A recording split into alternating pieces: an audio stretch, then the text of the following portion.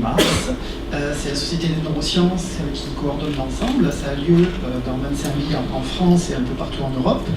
Et en fait, ça sert à expliquer un petit peu au public ce qui se passe dans le monde de la recherche en neurosciences, sachant que les neurosciences, c'est la recherche avant tout sur le système nerveux et le cerveau.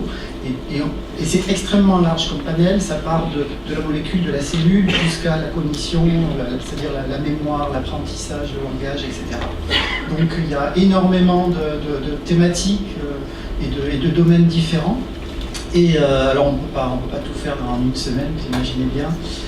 Là c'est un petit peu un aspect un peu plus ludique de ce qui se passe dans la recherche. Il y a des choses un petit peu moins sympathiques, on va dire, où on parle de pathologie, etc. Mais c'est quelque chose aussi d'important. Voilà, simplement, ça a commencé lundi soir, le spectacle a eu lieu lundi soir. C'était une réussite totale, nous on a adoré. J'espère que ça va aussi bien ce soir. Il y a eu une conférence hier soir à la bibliothèque de la Part-Dieu, il y en aura une autre demain soir. Et puis il y aura surtout le chapiteau des neurosciences, samedi après-midi, place Antonin-Poncé, à côté de la place Bellecour. Et là, en fait, il y a un certain nombre de stands sur de larges thématiques. Et on parle aussi de maladies, mais il y a aussi un stand important sur comprendre le cerveau. Donc vous pouvez poser toutes les questions, en fait c'est le but de cette journée-là, c'est une discussion libre avec les chercheurs, les cliniciens, les associations. Donc vous pouvez poser toutes les questions que vous voulez. Il y a une exposition également sur la connaissance du cerveau à travers les âges. Il y a certaines animations pour les jeunes à partir de 10 ans. Donc voilà, si vous pouvez être là samedi après-midi, c'est très intéressant aussi. Bon, je vais laisser place au spectacle. Il est proposé par il est proposé par Claire Truche, qui est metteur en scène, qui fait partie de la N compagnie, et par Gaëtan Sanchez, qui est un doctorant dans une équipe de recherche d'Olivier Bertrand, qui est une équipe du Centre de recherche en neurosciences de Lyon. Tous les deux se sont rencontrés, ils se sont visiblement aimés, et puis finalement ils font quelque chose d'assez formidable. En parallèle de la semaine du cerveau, il y a ce qu'on appelle le Neurodon, qui est organisé par la FRC, qui est une association de patients et de familles de patients. Donc c'est une collecte de dons qui est faite au niveau européen. Allez-y, allez voir sur internet un petit peu ce qui se passe là-dessus, c'est frc.asso.fr. Donc c'est bien. Et puis il y a la Fondation Neurodis avec qui l'on travaille quasi quotidiennement, qui aide la recherche, qui finance les postdocs et les chercheurs, qui aide donc beaucoup la recherche, Claire Rigobuli, la responsable administrative de la Fondation, va vous parler. Il y a 2 opérations qu'elle propose, et notamment une sur le recyclage de matériel informatique dont les bénéfices iront justement sur la recherche sur le cerveau. Merci. Bonsoir. Donc, juste simplement avant que le spectacle démarre, vous avez trouvé d'abord sur vos sièges un feuillet rose.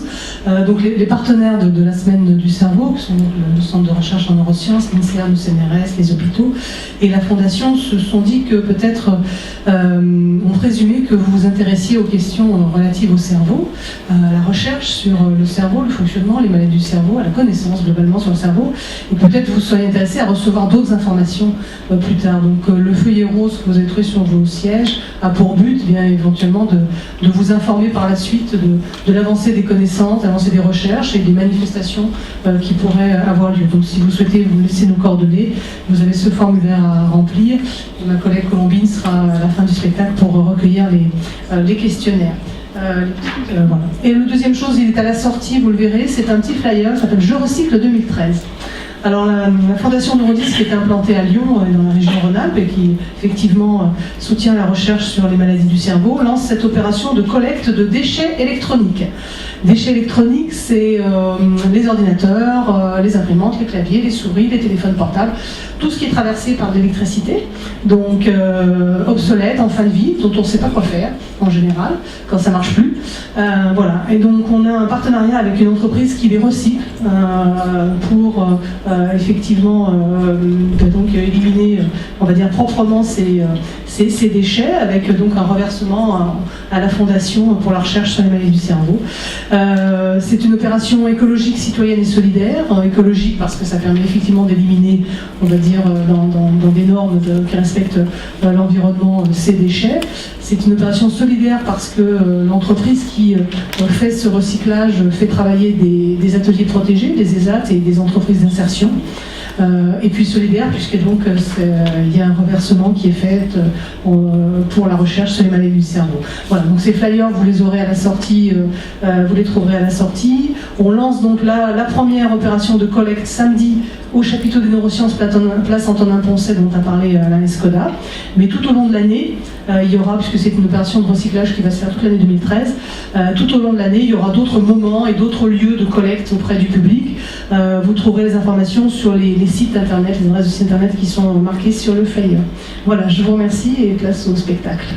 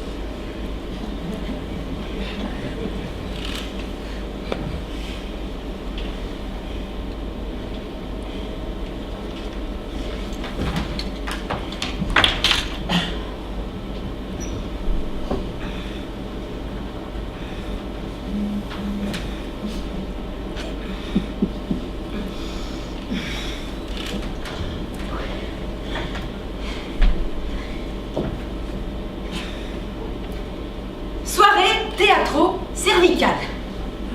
Ou cérébro-théâtral. Acte 1. Description. Qui est là?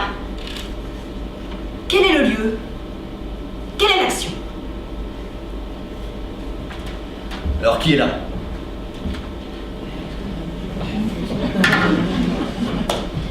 D'un côté vous, de l'autre nous. Enfin, d'un côté, plusieurs agents, de l'autre, deux. Quel est le lieu? Bon, on a fermé la porte. Milieu clos. Système fermé pour agents captifs. En bref, on dirait qu'on est au théâtre. Alors quelle est l'action? C'est un tout petit peu plus compliqué. Comment expliquer? D'un côté, il y a proposition d'une action, et de l'autre côté, vous qui allez observer cette action. Et avec quoi? Eh ben, a priori, au départ, avec les 5 sens. Eh oui. Oui, la vue, l'odorat, le toucher. Voilà. Alors ce qui est rigolo, c'est que on peut schématiser tout ça, mais globalement, sans compliquer. On peut faire comment dire ça? On pourrait représenter chaque partie du corps proportionnellement par rapport à son importance dans le cerveau. Donc on sait que, en fait, sensoriellement, plus la sensibilité est fine, plus la partie du corps est étendue sur le cortex. Donc schématiquement, ça donnerait ça. Alors pour vous, pour nous, pour tout le monde. Hein. Alors on aurait donc 2 gros yeux comme ça. C'est important, le système visuel. Alors ensuite on aurait 2 oreilles, parce que système auditif, pareil, ça nous sert énormément. Donc un petit nez comme ça, bon, on s'en sert de temps en temps, mais c'est pas non plus... Donc là, un peu de bouche, un peu de lèvres, parce qu'on parle beaucoup, on fait beaucoup de choses, on mange. Et là, surtout, on aurait d'énormes mains comme ça. Des petits pieds. Des petits pieds. Et une énorme main comme ça.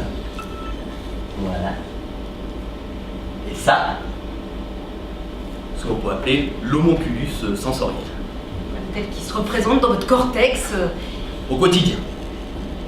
Mais alors vous qui êtes venu ce soir, eh bien la particularité c'est que si ça c'est l'homonculus, on pourrait dire que vous seriez l'homo spectatorus par exemple, puisque vous êtes spectateur. Et donc là, c'est pas tout à fait ça, ça part de ça, mais il y a quelques modifications. Donc, déjà pour vous, alors les yeux évidemment, c'est énorme, hein, ça c'est sûr. Les oreilles, Louis, c'est carrément fondamental. Voilà. Alors, bon, pour ce qui est du toucher, non. Voilà. Non, l'homotheatricus spectatorus ne touche pas. On peut vous en laisser un petit peu si vous avez envie de vous gratter le nez, vous tenir la tête. Voilà, une petite main. Mais donc on dessinera les petites mains. C'est pas le moment de toucher la partenaire à côté, tout ça, ça vous oubliez, vous êtes là pour regarder et écouter. Alors, il y a une chose dont on n'a pas parlé tout à l'heure, non pas parce que ça n'existe pas, mais c'est-à-dire que ça, voilà. Mais ça, on n'en parle pas parce que ça dépend un peu des gens. Mais alors, surtout ici, au théâtre, non. On peut parler peut-être du derrière, peut-être, parce que... Oui. Par contre, pour vous, là, ça va être important. Alors, par contre, le toucher, là, on remplace le toucher par là, par les fesses. Les fesses sont très très importantes. Est-ce qu'on est bien installé? Est-ce qu'on n'est pas bien installé? C'est mon siège. Ça compte énormément sur les sensations que vous allez avoir après. Et puis aussi, pareil, on garde le petit nez, odorat un peu, parce que selon le parfum de votre voisine ou de votre voisin, les effluves de la journée ou au contraire un parfum capiteux, ça va influencer sur tout ce qui va se passer par la suite. Et par contre? Et puis alors, voilà. Eh ben. Ça, autant vous avez pu en profiter avant, mais là au théâtre, c'est... Enfin, donc ça c'est vous. C'est vous. Ce soir.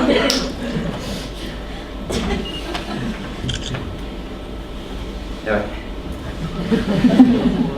Bon alors, finalement, qu'est-ce qu'on donne? Qu'est-ce que c'est que tout ça? Tous ces capteurs-là, ils servent à quoi? À attraper des sensations. Donc une sensation, là, ce soir, elle va être donnée par nous.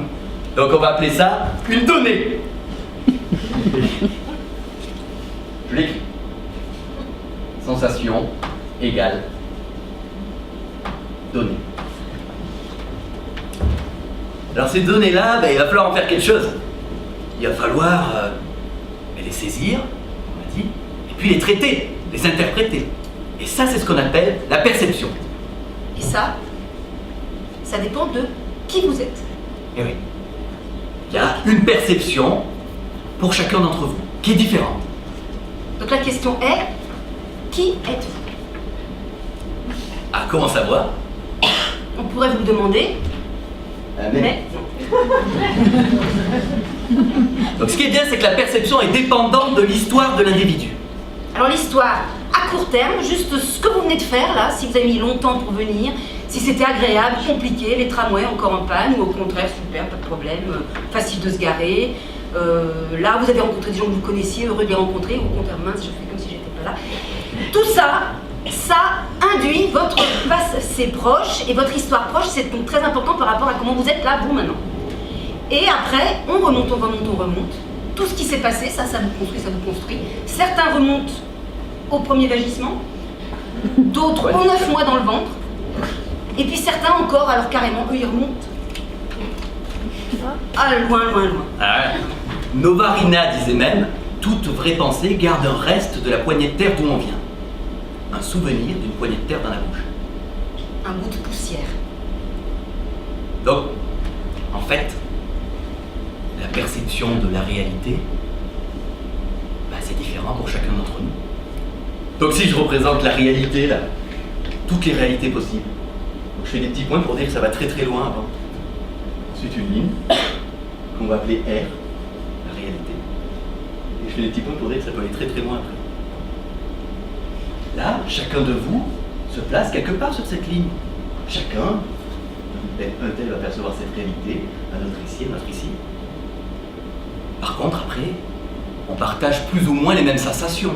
Par exemple, ce soir, peut-être qu'on vient tous de Lyon, on est tous dans la même ville, le même contexte économique, le même contexte social, on est soumis aux mêmes stimulations, voilà, les campagnes publicitaires qui changent, qui se modifient, mais qu'on subit tous. Donc, il y a un peu consensus sur la réalité, quoi. Une majorité des gens va percevoir une certaine réalité. Ici au milieu. Une plus grande proportion de gens vont percevoir cette réalité-là. Mais il existe toujours une petite variation qui explique que cette perception est vraiment propre à chacun. L'image, et puis après, l'érection de la moyenne, on va dire. Ça. Mais comme c'est fait par des points, enfin, je sais pas si vous connaissez un peu les mathématiques, moi peu, mais quand même, j'ai quand même appris que toute ligne était constituée de points, donc c'est-à-dire que chaque point a sa réalité, donc on pourrait dire qu'il n'y a qu'une réalité par personne. C'est une donnée. Enfin, non, pas celle, pas tout à fait la même donnée que ça, mais parce que c'est moi qui le dis, c'est pas forcément ce que vous faites comme donnée, c'est ça la différence.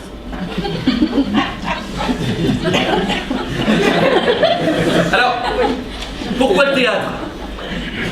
Eh bien parce qu'avec le théâtre, on peut aller taper dans n'importe quelle réalité. On peut proposer des sensations qui sont complètement différentes de la réalité qu'on côtoie tous au quotidien. Et ça, c'est intéressant. Et puis, en plus, on s'est dit théâtre et science, pourquoi? Parce qu'on s'est rendu compte qu'on avait le même terrain d'expérimentation.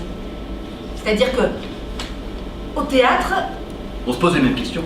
Voilà. Les questions existentielles. Qui suis-je? Qu'est-ce que l'humain? Comment se comporte-t-il? Que fait-il? Où va-t-il?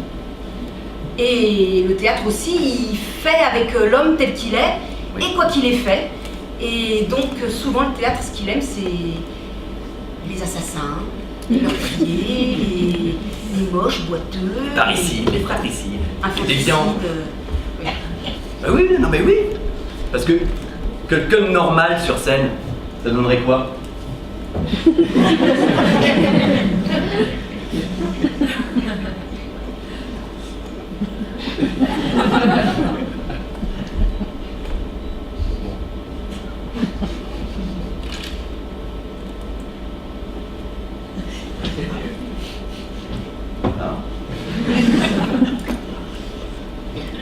Bon, c'est chiant.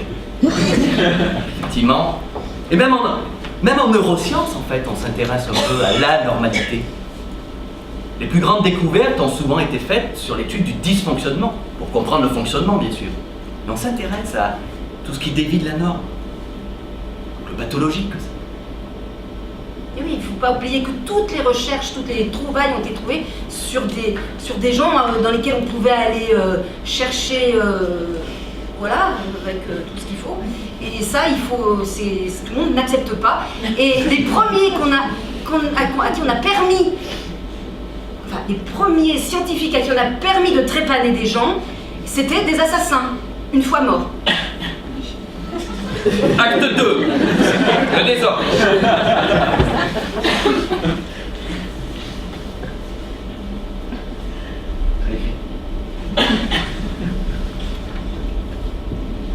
Si tu veux que j'écrive bien, tu peux me dire. Non, je pense que c'est clair.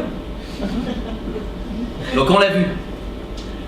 Une sensation, c'est une donnée. Donc la perception, c'est déjà une interprétation de tout ça. Et pourquoi interpréter? Pour conserver un état normal. Oui, non stable, puisque la normalité, on a vu, elle est pour personne. Enfin, un état stable, quoi. Parce que tout tend vers le désordre. Tout système, un tant soit peu organisé, tend un jour ou l'autre vers le désordre, le chaos. Ce qu'on appelle aller vers l'entropie maximale. Bon. En fait, par exemple, là, vous avez l'air très ordonné, chacun sur son siège. Mais si on pense à tout ce qui nous entoure, les poussières, les acariens, tout ça, eh bien c'est l'idée de l'entropie. C'est-à-dire dans un bocal, vous avez un petit quelque chose là, et puis si vous le laissez vivre... Le monde est un désordre sans nom.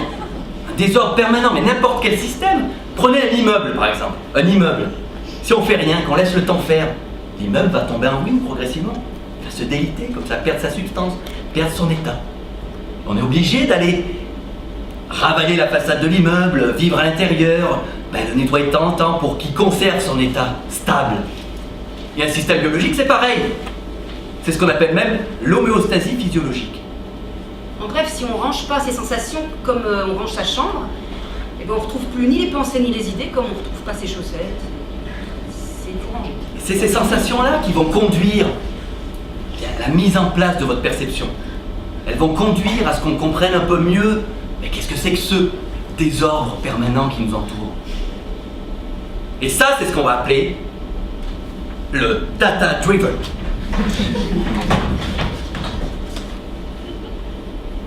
Data, données, driven, conduit par les données. Pourquoi on va conduire, ces sensations vont conduire une représentation de notre environnement, construire un modèle un peu du fonctionnement de tout ce désordre. Et une fois que vous aurez construit une bonne représentation de votre environnement, un bon modèle, et bien vous pourrez prédire votre environnement. Que va-t-il se passer ensuite? Quand est-ce qu'un événement va arriver? Quelle conséquence va déclencher cette cause? Et ensuite, en faisant ces prédictions, vous allez pouvoir vous baser sur ce modèle pour prédire un peu la suite. Et là, c'est ce qu'on appelle le modèle based. Donc modèle, based, basé sur le modèle. Et juste une petite parenthèse, c'est anglais. C'est-à-dire que j'ai souvent remarqué que, en parlant, que c'est café de mots anglais. Et beaucoup, que même on doit faire les publications en anglais. Et la question que je me pose, c'est si toutes ces recherches avaient été au départ menées par des Japonais ou par des Chinois, donc une langue assez différente de la nôtre, est-ce que ça changerait pas quand même aussi notre perception? Et voilà, c'est un chantier. Bon, pour faire clair en fait, je prends un exemple un peu caricatural, mais un enfant par exemple. Un enfant, quand il va interagir avec son environnement, tout va être nourriture, événements à incorporer, familiarisation, imitation. Il va se nourrir, être conduit par ses sensations pour construire ses modèles futurs, en permanence, et donc apprendre. Parce que son modèle n'est pas sûr, il doit l'améliorer. Donc il est plutôt data-driven, même si c'est un tout petit peu plus compliqué que ça. Est-ce que l'adulte, lui, à l'inverse, lui, il va en permanence face à un nouvel événement, comparé par rapport à ses acquis, ses schémas, son modèle. Il va en permanence essayer de trouver des ressemblances à ce qu'il a déjà vécu. Donc il va être plutôt model-based, basé sur son modèle. Et alors là, après, chaque adulte a plus ou moins de mal à faire face à un événement qui va dévier de son modèle. Oui, ça aussi, ça dépend justement du passé dont on a parlé et de sa propre expérience. Et un petit exemple peut-être pour data-driven par rapport aux enfants. L'autre fois, je suis allée voir un spectacle pour enfants et il y avait donc des ombres et il y avait un loup qui... Et à la fin du spectacle, un enfant, et moi j'étais très surpris des questions qui posaient les enfants, c'est des fois très déconcertant, et là cet enfant demande mais est-ce que c'est un vrai loup? Et c'est vrai que c'est compliqué, en adulte on se dit bah enfin mais qu'est-ce qu'il me prend?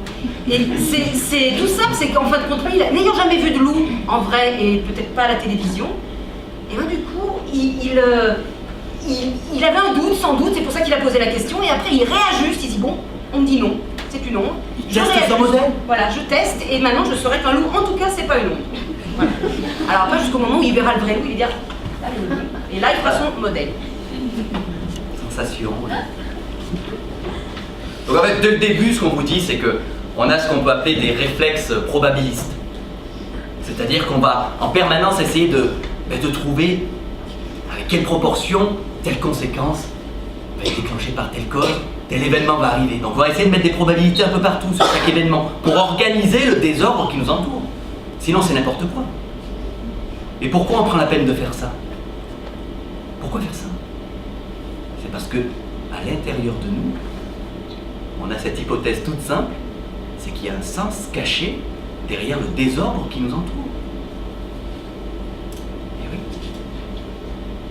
Et là, il y a quelque chose qui m'intéresse beaucoup aussi, c'est que si on imagine que chaque fois on essaye de trouver, une raison à ce qu'on ne comprend pas, il y a des hypothèses qui diraient que quand nos ancêtres étaient dans les grottes et tout ça, et qu'il y a tout d'un coup un événement impossible de comprendre.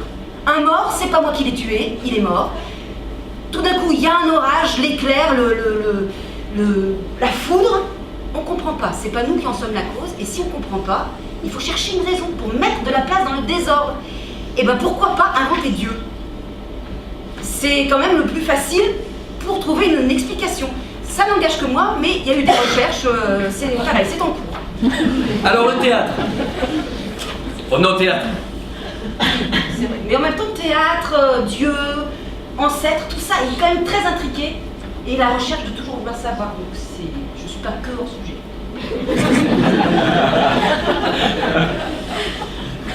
Le théâtre. Attends, et juste... Ouais, excuse-moi. C'est peut-être le moment de parler de... Ah non, pas maintenant. Alors, Que disait Louis Jouvet du théâtre? Alors Louis Jouvet disait que le théâtre est le désordre incarné et que si on veut faire l'éloge du théâtre, il faut faire l'éloge du désordre. Ah. Là on voit bien. On voit bien que le théâtre c'est un petit peu la même chose. On arrive ici, on peut avoir affaire à n'importe quelle réalité, il va bien falloir trouver à un moment donné quel est le sens de tout ce désordre qu'on nous propose.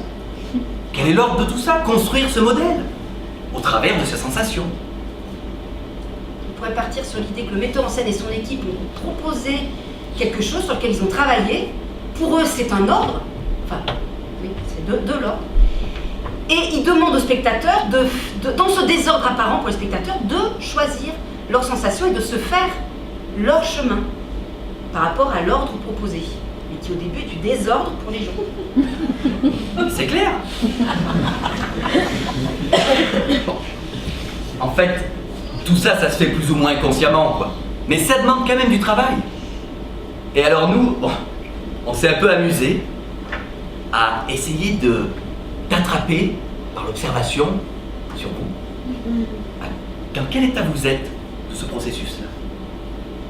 Alors on a regardé 2-3 marqueurs comportementaux, quoi. C'est-à-dire votre position dans la salle. Si tant est que vous ayez pu la choisir. Oui. Et votre position sur votre chaise. Et tout ça va nous renseigner sur la position dans votre tête. Alors on a identifié 4 états. Caricaturalement, mais 4 états quand même qu'on peut différencier nettement.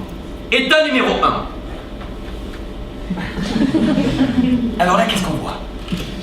On voit le corps légèrement penché à l'avant, l'œil aux aguets de toutes les nouvelles sensations. Donc on est attentif aux sensations qui vont rentrer, on est en pleine construction d'un nouveau modèle. Généralement, ça peut s'accompagner d'un léger sourire. Et on retrouve généralement ce type d'état plutôt au premier rang. Vivre l'expérience pleinement. Donc là, on est à fond dans le data-driven et en même temps modèle-based. On fait tout en même temps, tout est construit. État numéro 2. Là, c'est autre chose. Là, le dos est plus droit, assis confortablement sur son siège. On ne va pas forcément chercher à construire un nouveau modèle, mais on va rester, voilà, se laisser porter par nos sensations, voilà, vivre l'expérience. Donc généralement, on se place au milieu de la salle. On est tranquille, on est bien, confortable. Là, on va appeler ça plutôt data-driven. État numéro 3. Là, c'est autre chose. Alors là, on n'a pas du tout envie de confronter son modèle aux sensations. Donc du coup, pour limiter les sensations, on va se mettre généralement au fond de la salle pour limiter l'entrée des données, et bien préserver son modèle, parce qu'on ne fait pas tout à fait confiance aux sensations. On va attendre que les données fassent leurs preuves avant de les intégrer à quelconque modification dans notre modèle. Donc là, on est plutôt modèle-based. Et enfin, état numéro 4. Ah, c'est intéressant. Alors là, c'est préservation complète du modèle. Limitation complète d'entrée de nouvelles informations. On peut appeler ça la fuite. Donc c'est soit on sort de la salle, soit on dort.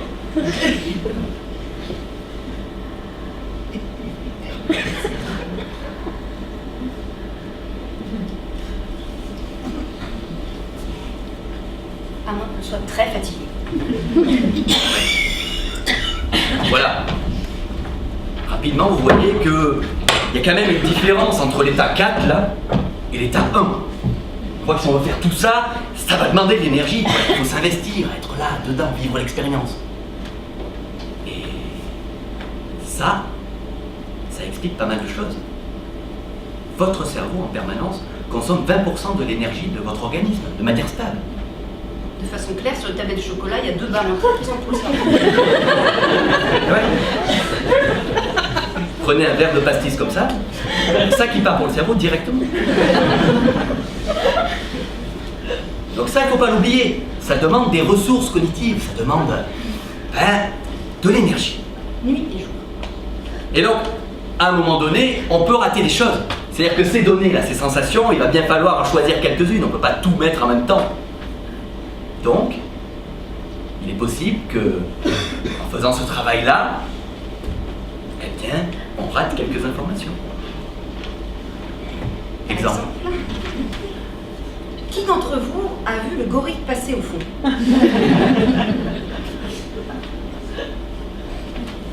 Acte 3, surprise.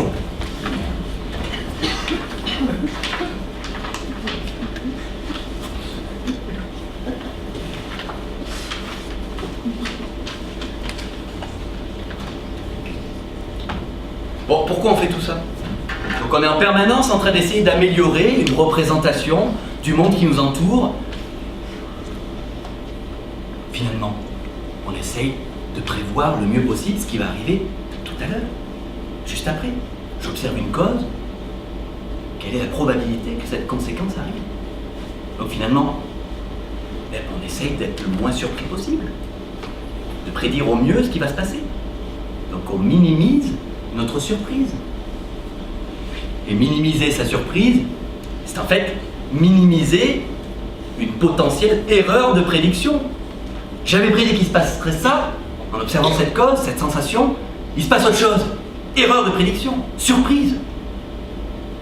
Pourquoi faire ça?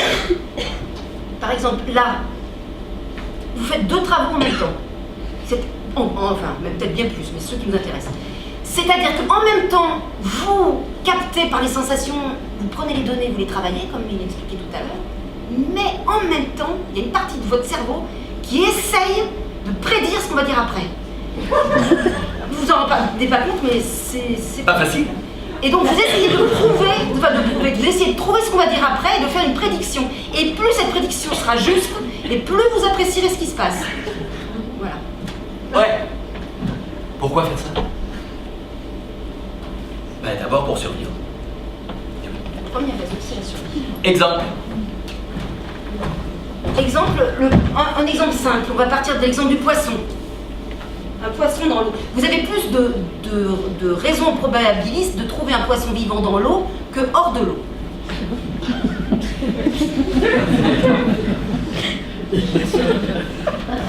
Le poisson hors de l'eau est surpris. C'est clair. Carl Friston dit même, neuroscientifique londonien, que le poisson hors de l'eau se retrouve dans un état qui provoque chez lui la surprise. Surprise émotionnelle et surprise mathématique, mais la surprise. On voit bien. Bon. On n'est pas tous des poissons, donc on a un petit peu plus de latitude que le poisson. Donc il y a aussi d'autres raisons que la survie. Oui, enfin, c'est-à-dire que c'est pas forcément négatif d'être surpris. Prenons ça un peu comme un signal d'alerte en fait. Ça ne s'est pas passé comme vous l'aviez prévu. Erreur de prédiction. Surprise, signal d'alerte. Qu'est-ce que je dois faire? Alors là, 2 choix s'offrent à vous. Premier choix. La sensation que vous venez d'avoir ne correspond pas du tout à ce que vous aviez prévu. Qu'à cela ne tienne, je vais faire une action. Vous allez modifier votre environnement, modifier votre sensation pour qu'elle colle avec ce que vous aviez prévu. Ça, c'est le premier choix. Alors au théâtre, ça pourrait être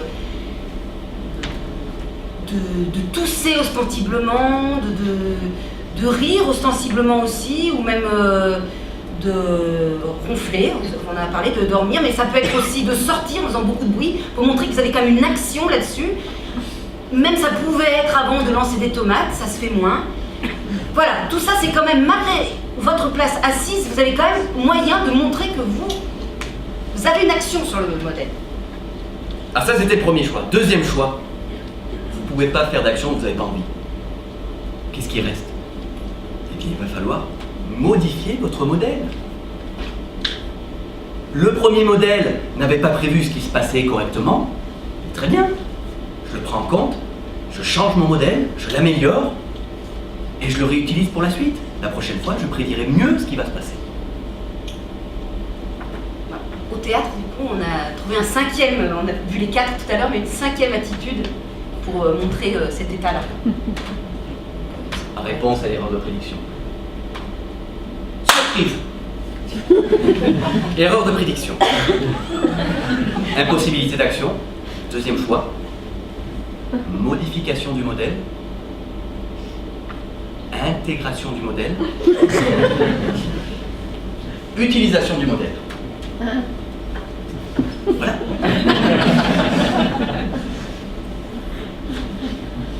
On voit bien que ça se passe tout ça, plus ou moins inconscient. Bon.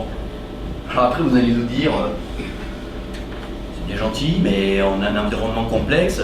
Alors comment mesurer un peu avec précision la surprise, cette erreur de prédiction? Parce qu'il faut il faut réagir, quoi. Soit on fait une action, soit on modifie le modèle. Mais comment la mesurer? Et là, c'est cadeau. Vous pouvez même écrire, parce que ça peut vraiment vous servir après. alors là, ça peut vous servir. Je vais écrire l'équation de Bayes, mais grandement décomplexifiée, avec vous. Alors, P de M, sachant D, est proportionnel à P de D, sachant M, multiplié par P de M. Je pense que c'est clair.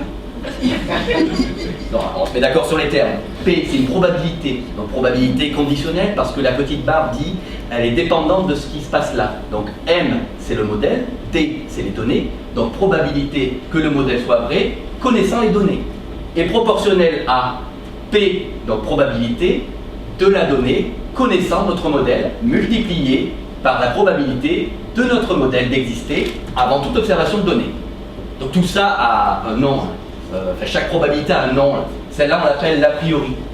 Probabilité du modèle avant toute observation de données. C'est-à-dire c'est ce que vous avez avant, en amont, la probabilité que votre modèle existe avant toute observation de données. P de D sachant M, c'est ce qu'on appelle la vraisemblance. Donc la vraisemblance, c'est la probabilité d'observer une donnée connaissant votre modèle. Bon, suivez-moi. Ensuite, tout ça égale à la probabilité donc, du modèle connaissant la donnée. Donc ça, c'est ce qu'on appelle l'a posteriori. C'est la mise à jour de votre probabilité sur le modèle par rapport à la vraisemblance. Donc, et ce qui nous intéresse, nous, c'est le passage de ça à ça. Donc cette flèche-là, le passage de l'a priori, tout ce que vous aviez avant sans observation de données, à l'a posteriori, mais plus cette distance-là est grande, plus l'erreur de prédiction sera grande, plus votre surprise sera grande. Voilà. C'est clair. Je pense que c'est clair. Bon. Prenons un exemple théâtral. Vous arrivez au théâtre. Très bien, les gens papotent, tout ça, la lumière est allumée. Vous vous installez sur votre siège et le noir se fait progressivement. C'est normal, la pièce a commencé. Le noir se fait, les bruits diminuent. Le noir est là. Il dure. Il dure longtemps. Trois hypothèses. Hypothèse numéro 1. Donc, modèle numéro 1. Le noir dure parce que c'est dans la mise en scène. Hypothèse numéro 2. Modèle numéro 2. Le régisseur est mort. Hypothèse numéro 3. Modèle numéro 3. Quelqu'un a oublié d'éteindre son portable. Alors, on est d'accord que plus ou moins rapidement, on arrive tous un peu à la même conclusion qu'il y a une de ces trois hypothèses-là qui est plus vraisemblable. Notamment la première. Pourquoi? Eh bien, utilisons cette équation. Alors, l'a priori, sur le modèle numéro 1. Donc, vous allez voir une pièce de théâtre, mais a priori, avant même d'aller la voir, il est possible qu'il y ait une mise en scène derrière.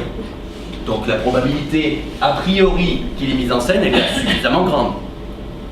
La vraisemblance, la probabilité d'observer une donnée connaissant votre modèle. Donc, la probabilité d'observer un noir qui dure, sachant qu'il y a une mise en scène, il est possible que la mise en scène puisse jouer sur ce noir qui dure.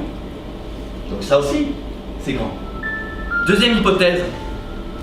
Ça, c'est la troisième. Troisième hypothèse. Alors le noir durerait parce que quelqu'un n'a pas éteint son portable. Alors il est fortement probable, a priori, que quelqu'un n'ait pas éteint son portable dans une salle de spectacle. A priori, non. C'est l'hypothèse numéro 3. Par contre, la vraisemblance, c'est pas parce que quelqu'un a oublié d'éteindre son portable qu'un noir va durer plus longtemps. Donc là, je mets pas de croix. Modèle numéro 2, du coup, la mort du régisseur lumière. Alors là, c'est l'inverse de la 3. A priori, il est quand même très rare d'observer la mort du régisseur lumière le soir du spectacle. C'est vraiment pas de bol si ça arrive. Donc là, je ne mets pas de croix. Par contre, la vraisemblance, il est vrai que si le régisseur lumière meurt, eh bien, la probabilité d'observer un noir qui dure longtemps, c'est grande. Donc où est-ce qu'on a deux croix là? À la première. Vous concluez que c'est la première hypothèse la plus vraisemblable. En observant le noir qui dure, vous avez une probabilité que ce soit dû à la mise en scène qui est grande, donc vous restez assis, vous attendez. Sauf que si ça dure vraiment très longtemps, peut-être que vous aurez envie de sortir. C'est une autre. Oui. Ah, si vraiment ça dure longtemps, bon, vous sortez de la salle, donc il fait noir, personne ne va rallumer. Vous vous déplacez dans le noir, donc vous n'avez plus les yeux. Vous déplacez comme ça, et là c'est pareil. A priori, vous allez essayer d'estimer, de prédire où est-ce que vous allez pouvoir rencontrer des obstacles. Vous êtes comme ça, et là, posteriori, vous allez vérifier par vos sensations que vous n'êtes pas trompé. Hop, sensation. Et plus la distance entre l'a posteriori et votre a priori est grande, plus la surprise sera grande. Ma surprise est grande, je ne l'avais pas prévu. Mais heureusement pour moi, je décide de modifier mon modèle. Et dans ce cas-là, a priori, il est possible que je rencontre des obstacles ici. Je vais continuer à sortir de la salle comme ça. Jusqu'à ce que je sois sorti. Et on fait tout ça dans la vie de tous les jours. Alors on pourrait pour continuer là-dessus, reprendre cette ligne de la réalité. Et comme ça revenir un petit peu toujours au théâtre. C'est-à-dire que cette vague de la moyenne et de la moyenne, eh bien, le théâtre, des fois, et pas que le théâtre bien sûr, mais peut la faire un petit peu bouger. Alors au théâtre, on se rend moins compte parce qu'il y a moins de gens qui vont au théâtre, mais par exemple, il y a beaucoup d'exemples avec l'art contemporain. On n'a pas la même vision, on n'avait pas la même vision maintenant de Picasso que Picasso à l'époque. Donc voilà, il y a comme des choses comme ça qui font un peu dévier, bouger, avancer, voilà. Avec l'art, il est possible de modifier le consensus qu'on a sur la réalité. À force de taper là, comme ça, dans une nouvelle réalité avec ce que vous voulez, avec du théâtre, avec de l'art, avec de la peinture, ce que vous voulez, et vous allez déplacer la réalité moyenne, c'est-à-dire une autre réalité possible. Ça, c'est intéressant. Vous mettez à jour le modèle de plein de gens. Voilà, à un moment donné, il y a des gens qui disent « Tiens, mais qu'est-ce que c'est? C'est un chapeau ?» Et d'autres qui diront « Ah ben non, c'est le serpent qui a avalé l'éléphant. » Voilà, c'est comme ça que la réalité se déplace. Acte 4, anatomie.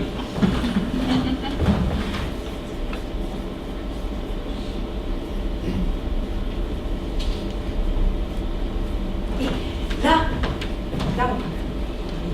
tu sais ce que...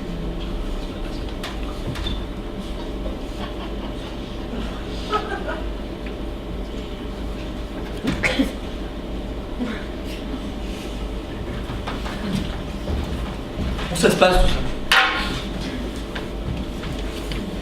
Ça se passe dans le système nerveux central. Eh oui.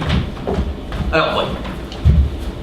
Bon, il en a été dit sur le système nerveux central, il y a du bon, du mauvais. Bon, on a écrit plein de choses là-dessus. Nous, on en a lu pas mal. Ça se résume un peu à ça. Voilà. On a gardé le meilleur. On va le parcourir ensemble. Doucement. Mais, pour synthétiser, le système nerveux central, c'est une structure hiérarchique. Ça, il faut le savoir. Globalement, vous avez des bas étages et des étages un peu plus hauts, et des étages un peu plus hauts, et ainsi de suite. Alors, c'est comme un immeuble, finalement. Vous avez un rez-de-chaussée, un premier étage, deuxième étage, troisième étage. Ce qu'il faut savoir aussi, c'est que la sensation arrive ici, dans les étages les plus bas. On ne rentre pas dans un immeuble par le 6e étage. On rentre par là. La sensation arrive, elle est donnée. Et cet étage-là, lui, il n'est pas non plus dans l'attente neutre de cette sensation. On lui a donné une information sur ce qu'il allait peut-être recevoir dans pas longtemps. Et c'est qui fait ça? C'est le premier étage qui lui dit ça. Le premier étage, lui, envoie une prédiction sur ce qui peut être recevoir, ce qui peut être reçu. Suivez, parce que là, on va pas y arriver. La sensation arrive ici, la prédiction descend ici. Donc la prédiction que lui a envoyée, elle est dépendante de la prédiction que lui a envoyée sur lui, ainsi de suite. La sensation arrive ici, l'information remonte ici. S'il y a une distance entre la prédiction et ce qui a été ressenti, là on a une erreur de prédiction. Une erreur de prédiction qui se situe partout, dans tous les étages, et là c'est intéressant. Ça va faire que croître. Et en gros, il faut vraiment comprendre que arrive par le bas peut-être que ce qu'on laisse arriver par le haut. Ça va ensemble. En gros, votre perception, c'est pas uniquement des sensations. C'est des sensations plus une prédiction. Et c'est là où on comprend que ce soit dépendant d'un individu à l'autre. On ne peut pas tous les mêmes prédictions sur ce qui va arriver. Et puis en plus, on n'a pas un seul immeuble. Hein. Et là, on pourrait croire qu'on n'a qu'un immeuble. Mais pas du tout. Ça se retrouve partout. Ça se retrouve à chaque arrivée de sensation. Ça. Voilà. Et puis après, partout. Ça tapisse, ça tapisse. C'est schématique. Ça tapisse. C'est à peu près ça. On retrouve ça comme ça. Oui. Et là, on se rend compte que quand il y a quelque chose. on comprend que quand il y a un étage qui manque, eh bien, ça fonctionne moins bien. Dysfonctionnement. Bon. Alors, qui habite cet immeuble? À nous. Ce qui est intéressant à l'intérieur de ça, c'est quoi? C'est les neurones. Bon, un neurone, qu'est-ce que c'est? Bon, un neurone, c'est ça. Donc, imagine, schématiquement, bien entendu. Imaginez avec moi ici une énorme arborescence dendritique, donc plein de petits prolongements très denses qui vont aller piocher l'information partout en haut de tout ce qu'on peut m'envoyer par le haut, avec plein de petits boutons qu'on appelle des boutons dendritiques, qui ressemblent comme des bourgeons, un énorme arbre ici, qui condense l'information jusque dans un corps cellulaire, avec un noyau. Et le prolongement de ce corps cellulaire ici, matérialisé par mes jambes, c'est un long prolongement qu'on appelle l'axone, qui va me permettre de transférer l'information plus bas. Alors, on est bien d'accord qu'un neurone tout seul ne peut pas raconter une histoire. 3 ou 4 neurones, même surdimensionnés non plus. Donc la question est, à partir de quand et de combien de neurones se raconte une histoire?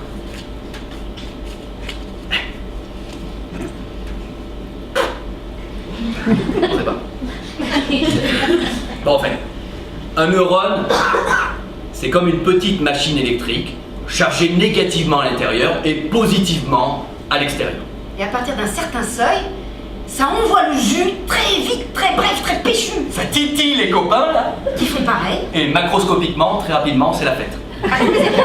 Jusqu'au type, au sommet d'édifice, qui voit passer une femme dont il se rend compte soudain que c'est la femme de sa vie.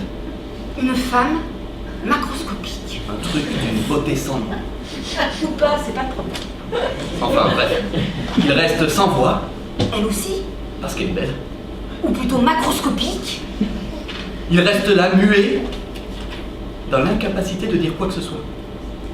Ou de crier ce qui bouillonne en dedans un... Je t'aime! qui ferait que tous ses yeux de tous ses yeux, il en sortirait comme un feu d'artifice. Mais non. Il reste là, comme ça, figé en une espèce de paralysie neuronale, l'air idiot, sans rien faire. Il ne peut que la regarder s'éloigner, sans rien dire. Puis il pleurera doucement. Et il ne saura jamais que tout n'est au départ qu'un problème électrique. Voilà, ça c'est le neurone, quoi. Et alors, avant d'aller plus loin, parce que quand même, on parle beaucoup du neurone, c'est bien, c'est sûr, c'est important. Mais alors, le neurone n'existe pas, ne serait pas ce qu'il est s'il n'y avait pas la cellule gliale. Moi, j'aime particulièrement la cellule gliale. Alors, pour donner une idée, la cellule gliale, si par rapport au neurone, on pourrait la mettre là. Mais, Ou là, voilà. c'est plus facile là. Mais bon, pour parler, c'est pas pratique. Alors, la cellule gliale, elle tapisse les vaisseaux sanguins, et puis elle... Nourrit le neurone. Oui. Mais alors, elle ne fait pas que le nourrir. C'est-à-dire qu'elle donc elle est entre le vaisseau sanguin et le neurone, et elle va nettoyer le neurone. C'est-à-dire que s'il y a un neurone mort, hop, elle l'évacue par le vaisseau sanguin. Et puis après, elle le nourrit. Oui. Mais attends, avant, et alors aussi, ce qu'elle fait, c'est qu'elle lui apporte les informations aussi, et elle va le nettoyer et le protéger surtout. C'est-à-dire qu'à un moment donné, s'il y a des petites bactéries, des petits machins qui traînent, hop, c'est la cellule gliale qui s'en occupe. Et après, donc bien sûr, elle va... Le nourrir. Voilà. Elle va le nourrir.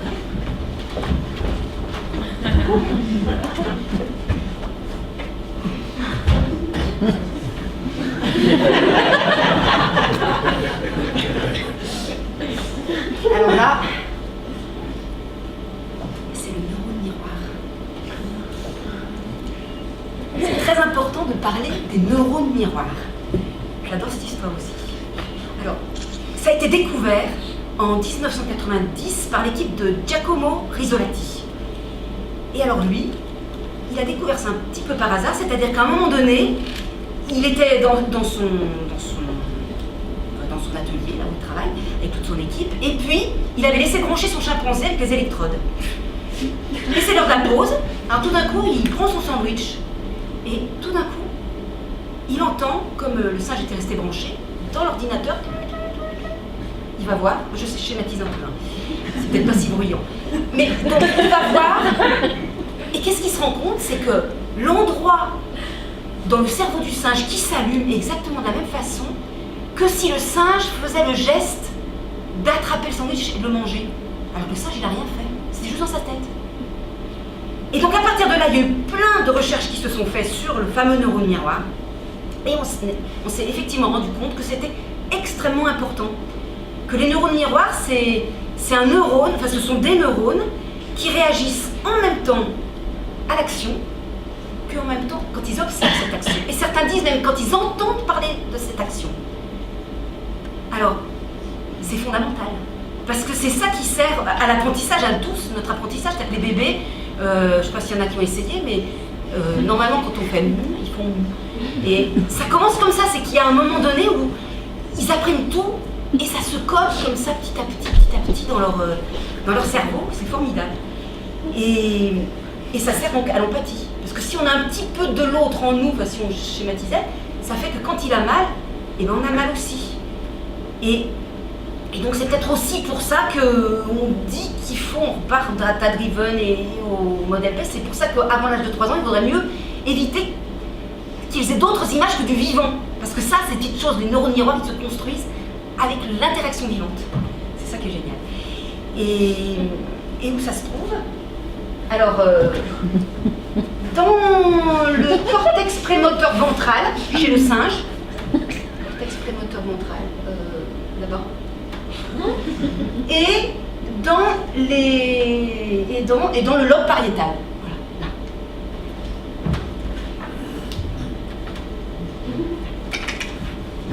Et chez l'homme, ça se trouve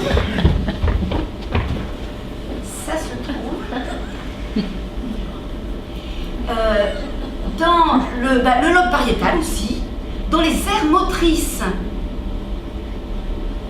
Supplémentaire. Merci. Les aires motrices supplémentaires. Et aussi dans le lobe temporel.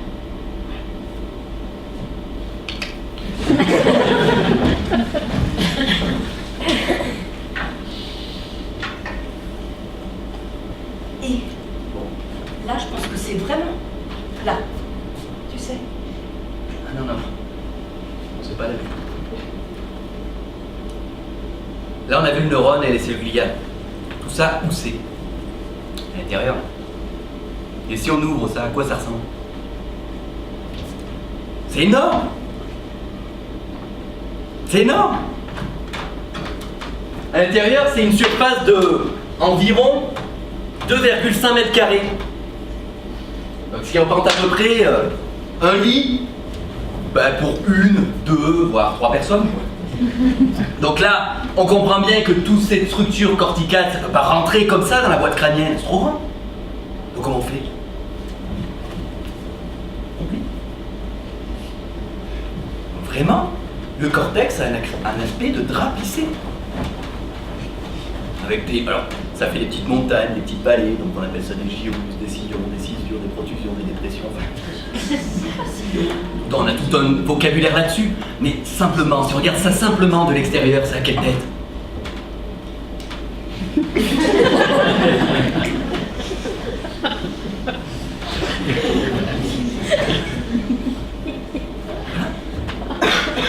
C'est clair.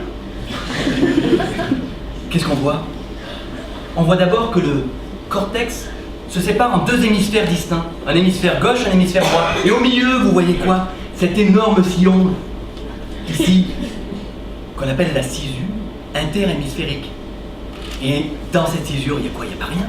Il y a ce qu'on appelle la substance blanche, des commissures interhémisphériques qui vont faire le lien entre ces 2 hémisphères, le prolongement des neurones dont on parlait tout à l'heure, tous les axones comme ça, les uns en parallèle des autres, qui vont relier les 2 hémisphères. Ensuite, à l'anatomie, on a des repères pour s'y retrouver un petit peu. On regarde un petit peu, qu'est-ce qu'on voit? Ici, là, on voit une césure latérale. Alors, ça s'appelle la césure de Sylvius, donnée par Jacobus Sylvius. Jacques Dubois, l'anatomiste français, 1478-1555. Alors? Et ouais, cette césure là, elle sépare en avant le lobe frontal du lobe pariétal plus haut de ce lobe temporal ici. On s'y retrouve. Ici, qu'est-ce qu'on voit dessus? On voit une césure qui s'appelle la césure de Rolando, Luigi Rolando. On est connu à son époque, quoi. Il donne son nom à cette césure. C'est sympa, pourquoi? Qu'est-ce qu'on voit en avant? Le lobe frontal, en arrière le lobe pariétal. Et de part et d'autre de cette césure-là, on a le cortex moteur en avant, le cortex moto-sensoriel derrière, l'homonculus sensoriel qu'on a vu tout à l'heure. Et derrière, le dernier lobe, le lobe occipital, est séparé des 2 autres, le lobe pariétal ici, plus haut, et le lobe temporal ici, plus bas, par la césure occipito-pariétale, qu'on voit très mal ici, mais à l'intérieur on la voit mieux. Bon alors bien sûr tout ça c'est l'aspect extérieur, là je vous décris rapidement, succinctement l'aspect extérieur, en 4 lobes, de ces structures périphériques finalement, du système nerveux central. Mais à l'intérieur de tout ça, on a des structures profondes, qui sont tout aussi importantes. Ça s'appelle le télencéphale. Au milieu de ça, on a ce qu'on appelle le diencéphale.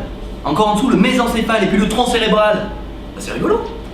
Alors, le tronc cérébral et le mésencéphale, c'est ce qu'on appelait avant le cerveau reptilien. C'est parce que on trouve ici des fonctions plus primaires. Thermorégulation, rythme cardiaque, rythme circadien. Des choses tout aussi vitales et importantes. Il n'y a pas que tout ça, il n'y a pas que la périphérie. La terre aussi, c'est important. Non. C'est pas parce que c'est simple que c'est pas important. Bon. Considérons la phrase « j'ai un cerveau reptilien ». Le cerveau reptilien, c'est celui qui reçoit des signaux avec des messages du type « j'ai faim ». Celui qui, quelques microsecondes plus tard, articule « partons à la chasse ». Je suis à la chasse. Je suis un lion. Considérons la phrase « je suis un lion affamé ». Tout mon système nerveux m'informe que j'ai faim. Ou plutôt, tout ton système nerveux est informé que tu as faim. Ou plus exactement, mon système nerveux et moi en a faim. Les lions ont aussi un cerveau reptilien. Les lions ne parlent pas. Les lions ne pensent pas. Si. Je sais pas. Mes palpeurs extérieures m'informent qu'il y a une gazelle à 57 mètres. Ton système nerveux ne réfléchit pas. Moi non plus. On se met en mouvement. On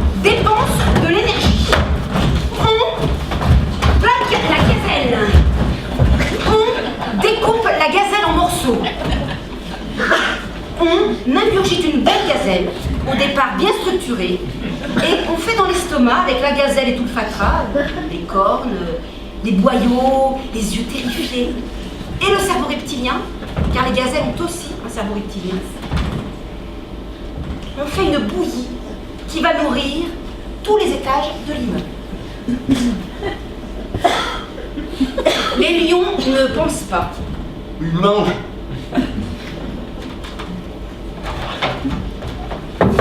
Considérons la phrase « Je suis un lion repu ». Avec de l'ordre. J'ai fait du désordre. Et avec ce désordre, j'ai fait de l'ordre. Et tous les lions font ça. Donc on voit bien l'importance de ces structures plus profondes. Non? Donc tout ça, structure périphérique, néocorticale, plus profonde, diencéphale, mésencéphale, tronc-cérébral. Ouais, binaire aussi, tout ça. On peut l'appeler le névrax, et tout ça, ça baigne où? Dans la boîte crânienne. Et ça baigne dans du liquide. C'est ce qu'on appelle du liquide céphalo-rachidien. C'est un filtre du sang hyper spécifique, mais on voit bien que à l'intérieur de la boîte crânienne, toutes ces structures corticales baignent. À l'intérieur, à l'extérieur. On trouve plein de choses. Regardez comme ça baigne. On peut comprendre d'ailleurs pourquoi les idées, des fois, on les retrouve pas facilement. On voit que ça baigne bien. Et voilà, attends. Tu peux prendre ici. Et là, moi, je pense que c'est le moment de vraiment qu'on puisse parler de ce qui me tient à cœur, parce que vraiment, je pense que là, c'est net et clair qu'il y a quelque chose qui se passe. Adieu. Donc, Bon. Alors, il existe une plasticité cérébrale. C'est-à-dire qu'un neurone meurt, bon, il y a des neurones qui meurent, il y a des neurones qui naissent, qui les remplacent, il y a des connexions qui se font, qui se défendent. Une plasticité cérébrale. tout ce qu'on a dit jusqu'à présent, ça serait rien, ça n'existerait pas s'il n'y avait pas la plasticité cérébrale. Ah oui, c'est ce qui permet d'expliquer plein de choses, la mémoire, l'apprentissage. C'est formidable. Les gens le savaient, ça. En tout cas, moi, ce qui me plaît beaucoup, c'est que, grâce à la plasticité cérébrale, il y a plein de choses. On ne sait pas, il nous arrive quelque chose dans la vie, et bien, grâce à la plasticité cérébrale, eh bien, ça peut prendre des chemins qu'on n'avait jamais imaginés avant. Et même des fois, il y a des gens qui ont des accidents cérébraux, genre AVC et tout ça, eh bien, il y a des moments où le cerveau arrive à se débrouiller tout seul, et il arrive, si on l'aide quand même un peu, par toujours ce qu'on se disait des apports extérieurs, mais il arrive à se faire un chemin. Et c'est dingue. Oui.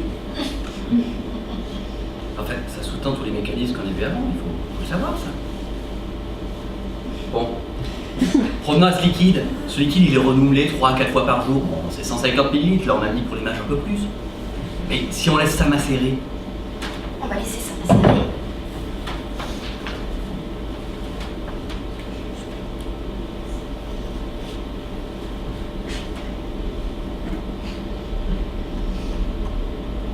on peut le laisser macérer.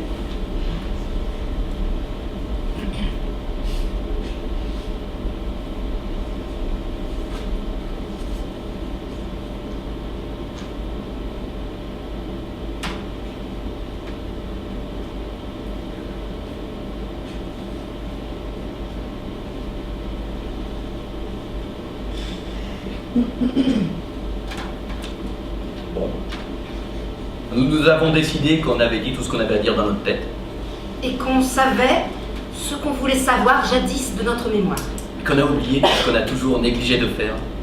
avant de dire ce qu'on voulait agir.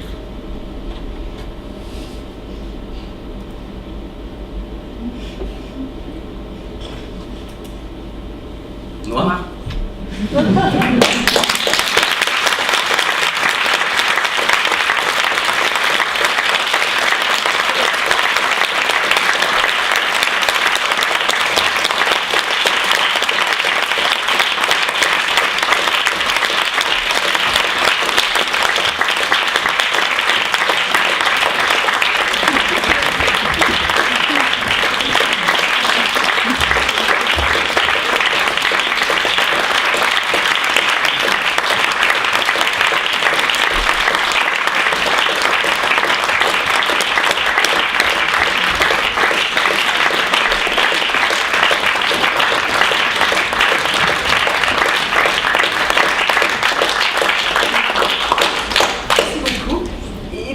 finir la soirée théâtre syndical, à moins qu'elle ne soit théâtrale, on n'a pas pu se servir de ce jus-là parce qu'il est un peu trop frais, mais on vous invite à boire un jus de pensée, une pièce à côté.